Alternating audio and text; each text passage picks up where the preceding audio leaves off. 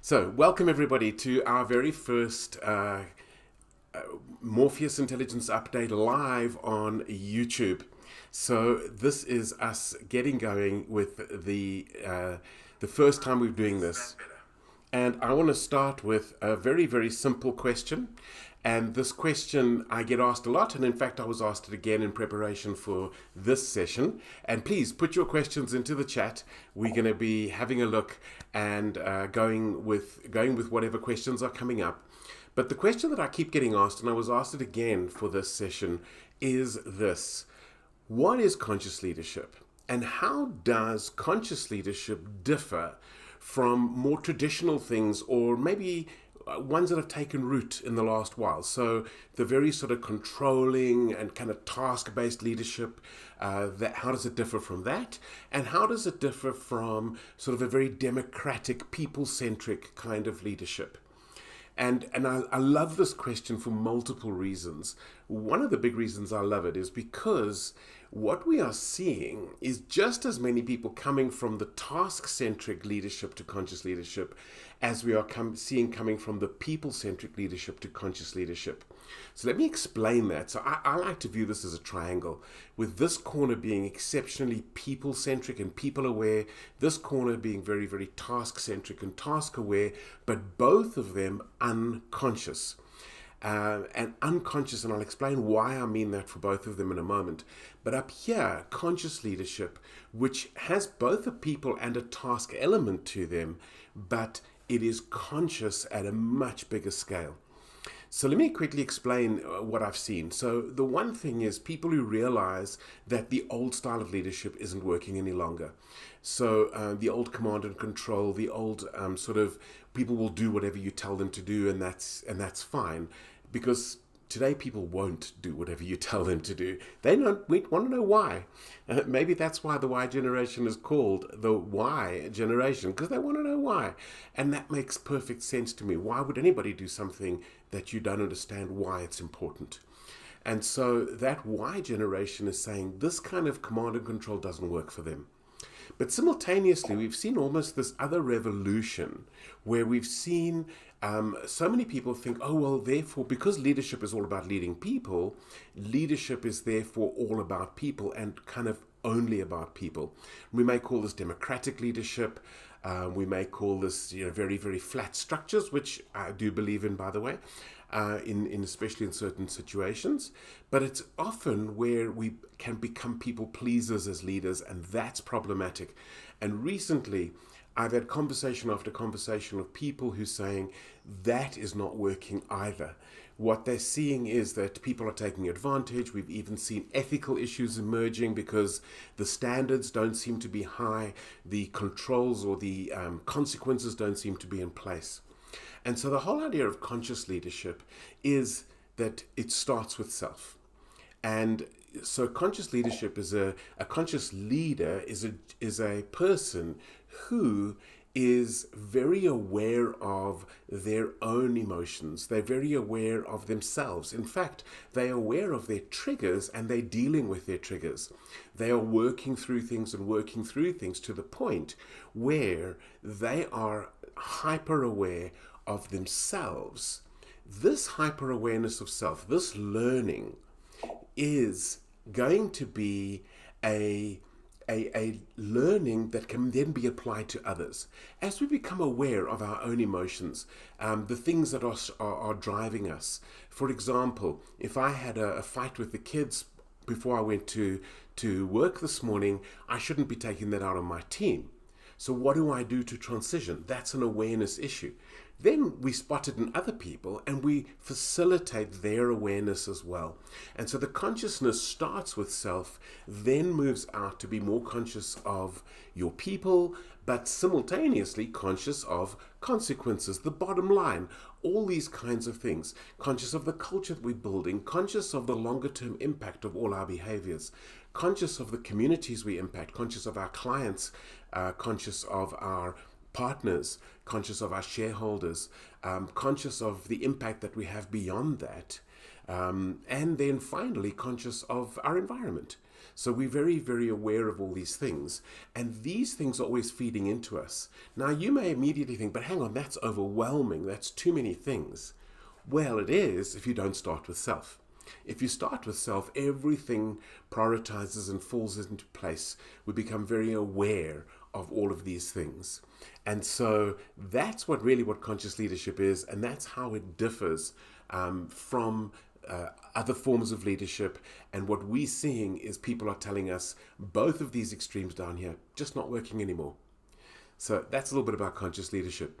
Of course, the more traditional definitions of conscious leadership are the conscious leader is one who has been on the inner journey and continues on the inner journey. So that inner journey is that inner journey where we are exploring, who we are and becoming aware, dealing with our own triggers, dealing with our own emotional issues, becoming aware of the power of the gut, the intuition, the power of the heart, the belief. All of these things we want to bring to conscious leadership. We don't just want to be brains on sticks as conscious leaders. So here is a great question that's come up in the chat now, which is, I just don't seem to have the time to lead the way I wish I could. Where should I start? Well, one of the primary messages of conscious leadership, perhaps only second to my number one job today as me, is slow down to speed up. Slow down to speed up. Time management seems to be a big problem for everybody. What's fascinating, though, is that managing time will work for one person and not work for another. You see, we're all uniquely wired. And very often, the time management that we have is going to be based on our wiring. And then we try to impose somebody with a different wirings method that works for them, and it doesn't work for us. Let me give you two examples of extremes, okay? I know people who cannot survive without their to-do lists. Everything is to-do list, it gets prioritized. At the end of the day, they reprioritize the next day's to-do list, they tick everything off, and they then the next day follow the previous day's one, and that works for them. Now, if you wired with Clifton Strengths, talents like discipline and consistency and focus, an achiever, those sort of things might work for you if you've got all of them together. But if you don't have those, that thing might actually get in the way of you bringing your best, of you being able to bring the fullness of what you have available to the world. So that is an interesting problem. So what do we do about that? Well, let me give you one example. I've got a leader, a colleague of mine who is a client of mine, and he doesn't, in his Clifton Strengths Finder, have execution talents in his top 10, but he does have intellection, amongst others, in his top 5. And what we have realized is that when he has intellection time, then his time management falls into place. His actions fall into place. And I keep having this conversation with people over and over again, is that when we honor who we really are, conscious of who we are, consciously honor it, other things fall in place. So this whole idea of slow down to speed up, it's an idea of, if I take time out for myself this morning so that I'm connected with myself and I am being myself, then I will be able to flourish. I'll be able to manage my time, not waste time on things that actually don't matter. Because of that consciousness, we will actually be reprioritizing in our brains all the time. So I explained this one extreme of people who absolutely love all of the structure of typical time management principles. But I want to tell you an alternate story. And I think this is fascinating. And this is from my business mentor who refuses to do to-do lists. She 100% refuses to do to-do lists.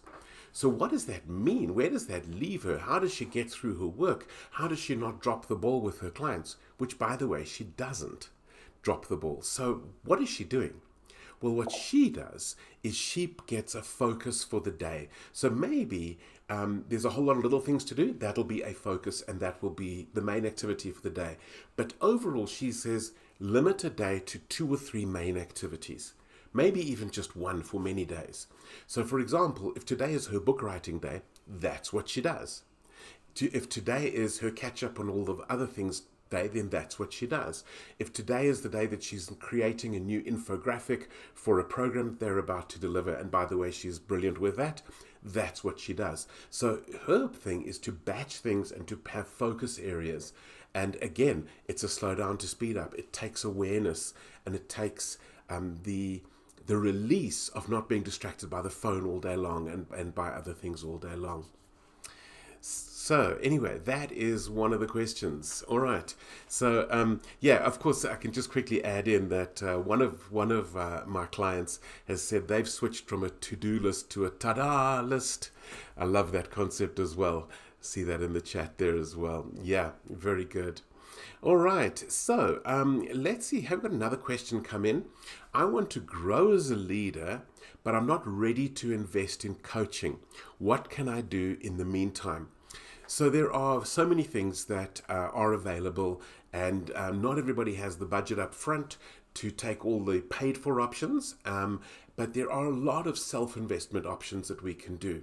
So in terms of just becoming more conscious self, I mean, maybe getting an app like Headspace or Insight Timer or Calm or something like that can already help you to get centered. Maybe it's as simple for you as going for a walk or doing something on a regular basis that allows you to connect with self, that will improve your connection with others as you honor that.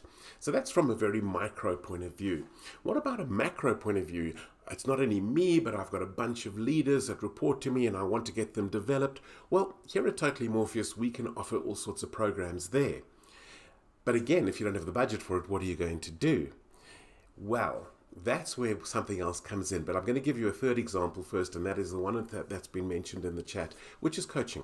Yes, we have programs where you can sign up and you're part of a program for a 2-year process, and there's coaching available on demand and that kind of thing. So we have that sort of offering. But right now, and I'm sorry this is going to be mirrored in the video because I've got a mirror setting at the moment, today I received the first copies of my book. So the book is called Lead Like Morpheus, The Genius of Conscious Leadership. And I'm going to show you a little bit of the kind of a book it is. It's got lots of color pictures and maybe I can hold it up slightly differently, and lots of text and ideas and quotations and various things. And with the copy of the book, you could have a do-it-yourself approach.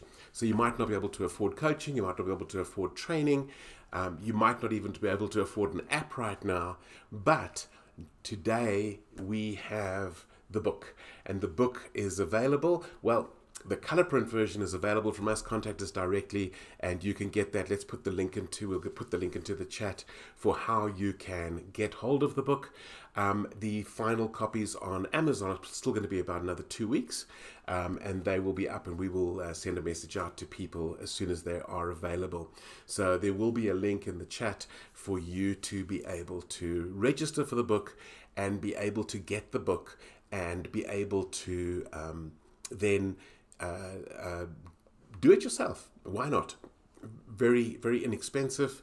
And the color print one that we have available is a little bit more expensive, but the other ones will be very accessible.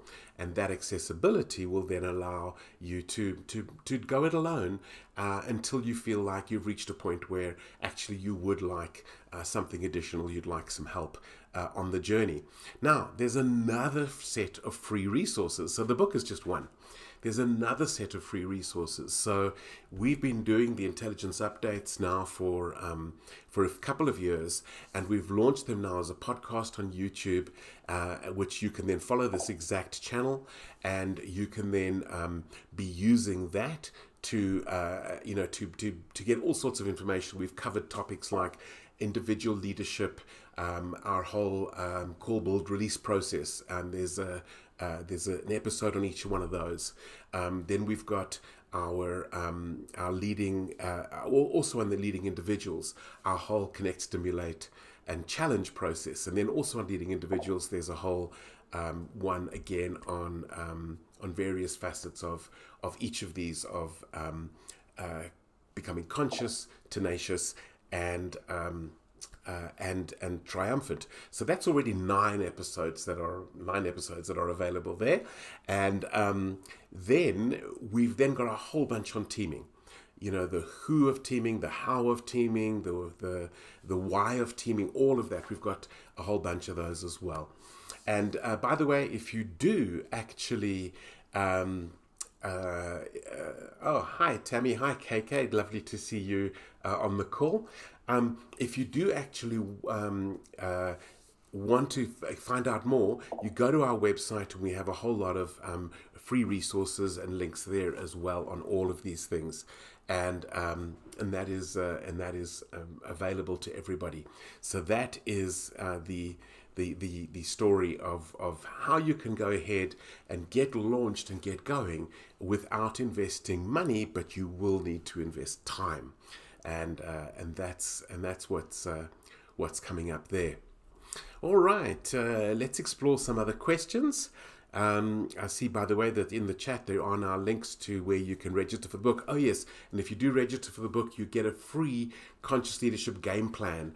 It's a beautiful document put together by my team, and it is really, really powerful in terms of getting going on this conscious leadership journey, and 3 of the core things of conscious leadership that are listed there as well. So that is also available. All right, so let's look at another question. And I think the question that I get asked all the time relates to the earlier question of I don't have the time, and it's this question of what do I do? How do I manage where I need to get results, and I need to get results today, and there's pressure on me for today's results, and under that pressure, how do I lead consciously? And my answer is always the same. It's start, number one, with yourself. Everybody can do 10 minutes a day of connecting with self. But secondly, don't try and shift from this to this. It doesn't work anyway. What you really want to do is make a small change. So, for example, you have time that you're spending in conversation with your people anyway. What about you change how you use that time? So, for example, if currently your time that you spend with your people is 90% telling and 10% asking questions, what you actually want to do is you want to shift that a little bit so that it becomes maybe even just a little bit. So 20% of that time you're asking questions and 80% you're telling. But if you could even get a little bit further, maybe 60 or 70% you're telling and you're asking a whole lot more, what starts to happen is you're shifting ownership. Because when you're telling, psychologically, the ownership sits with the leader. But when you are asking, for example, so when could you get that done by? What would it take for it to happen quicker than that? What's getting in the way? All of those questions infer ownership on the individual again. And so very rapidly you're starting to gain time back because they have a higher sense of ownership and they're doing better quality thinking. And one of the big goals of conscious leadership is to empower our people to do better quality thinking and make them less dependent on us for all the answers. And of course, the spin-off benefit is we can take vacations, because you cannot do that when they're expecting you to tell them exactly what to do all the time. As Ken Blanchard says, the mark of great leadership is what happens when you're not there. So that is a really interesting one. So here is another fantastic question in the chat from a subscriber. Please help. I feel like I'm doing everything myself. It's exhausting, and I worry that it will burn me out. Well, interestingly enough, I have encountered this multiple times very recently from some of my clients who are still transitioning fully into conscious leadership. And there are a whole bunch of answers to this, but fundamentally, if I think of 3 very recent examples, I mean, literally during the month of February, these all happened here, February 2024. For those of you watching a recording, it all happened in the last 6 weeks. And what happened was this. These people came to me and they were saying, help me with my team. Here's what's happening. And fundamentally, in every single case, they have become the bottleneck in the business. So, for example, one of them leading a team of, I think, 12 or 15 people. But I say team, is it really a team? Because what was happening, and we used this analogy when we met with the team, is imagine in football, if every time you got the ball, you had to pass to the captain, and then the captain passed to somebody else, and then that person passed to the captain, and the captain to somebody else, and people were not allowed to pass the ball to each other. They all had to pass to the captain. Well, there are three massive negative impacts of that. Number one, you're not going to win. You're never going to win like that. And conscious leadership is about conscious success, conscious triumph. So secondly, the leader is going to be overloaded, which is exactly what this question is. I'm doing everything myself. It's exhausting, and I worry that I'm going to burn out. The third problem is that your team is actually disempowered. In fact, I often jokingly tell leaders who struggle with this problem that they should actually take a lower salary because they're doing the work one level lower than what they're employed to do. And I think that's a bit tongue-in-cheek, but I think quite a stark reality. Our job as leaders is to lead, and the more we're doing, the less we're leading. And so what we want to do is we want to create an environment where our people can pass the ball to each other, that it only comes to us when it's appropriate to come to us. And we're not responsible for all of the thinking. Everybody's empowered and competent in thinking and motivated and confident and all of that kind of thing. And that's really the kind of environment that we're looking for. And so we need to get a transition. We need to move it up. Another example, another of my team members has been leading, I think, 22 or 23 people. And what's happened is it's just become too much. So it was a very, very flat structure, which is what they wanted and what they loved. But now it's not working anymore. And so what he's done is identified 5 core people from that group, and they're going to be the core team, and they're going to be him when he isn't there.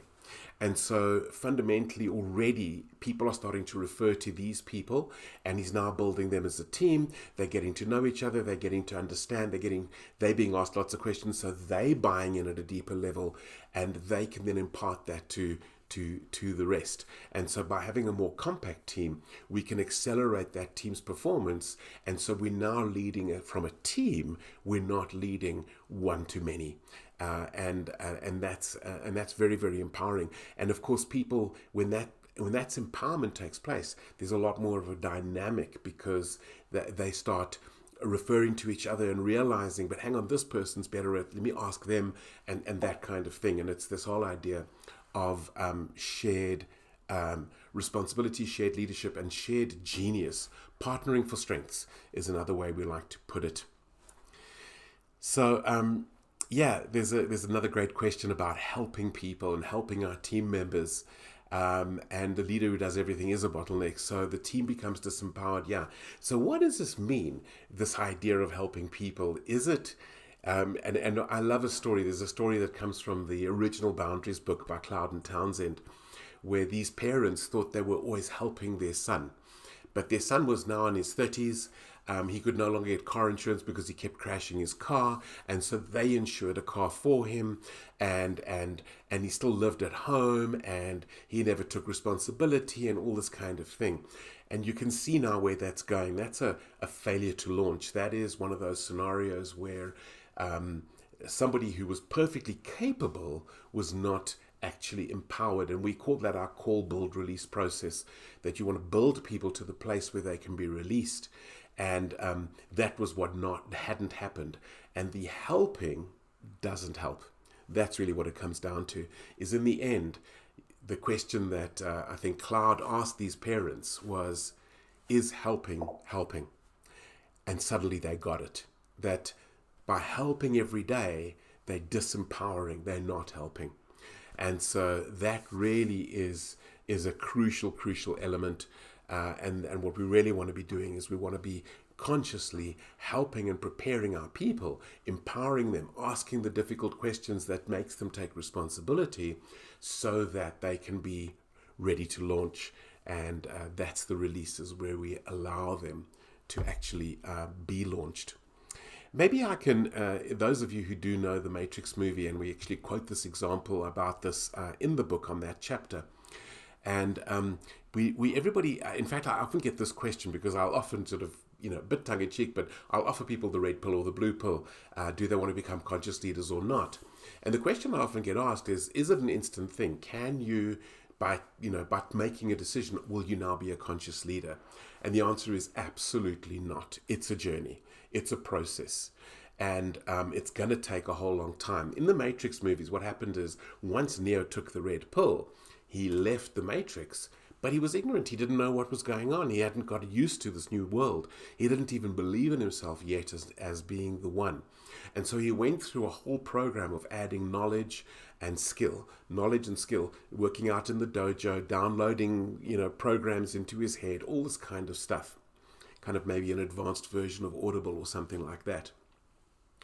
And what happened then is he still didn't believe. And so it took some time. And there's this, my favorite scene in the first Matrix movie, where Neo, Trinity gets out of it. They're in a subway. Trinity gets out. Neo, instead of running, turns and faces the agent. And Trinity says, "Run, Neo, run." But no, he faces the agent. And Trinity turns to Morpheus and says, "What is he doing?" And Morpheus says, "He's beginning to believe." And that is the culmination of the build process. And it starts to allow us to launch our people, because that day he fought the agent, the next day he was dodging bullets, and by the end of the movie he's flying. And that's what we want to do for our people. We want to empower them to that sort of level in their leadership and what they are achieving. So that is the process of conscious leadership. It's becoming conscious of self, becoming conscious of others, and consciously developing people in a way that they feel empowered, they feel ownership. Ownership is absolutely critical. In fact, the lack of ownership is one of the most common problems I hear about from leaders. And then from there, creating the empowerment so that they can fly.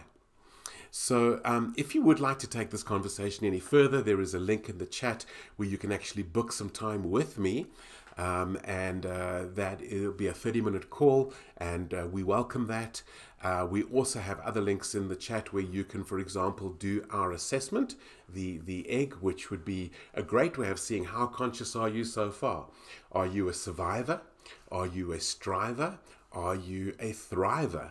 Where do you fit in? And if you'd like more detail on that, once you've done the egg, we can actually break that down for you as well, plot you, and 2 other dimensions of leadership around your values, what you value as a leader, and which are your strengths and weaknesses in terms of the 4 domains of leadership, being self-leadership, individual leadership, team leadership, and leading others. So that is our 30 minutes pretty much up, with 20 seconds to go. Thank you very much for being here. Really appreciate that. Book a session with me if you'd like, and let's take the conversation further. I'd love to answer more of your questions. Thank you very much. And this session every Monday. So Monday at 1 p.m. South African time. And see you next time.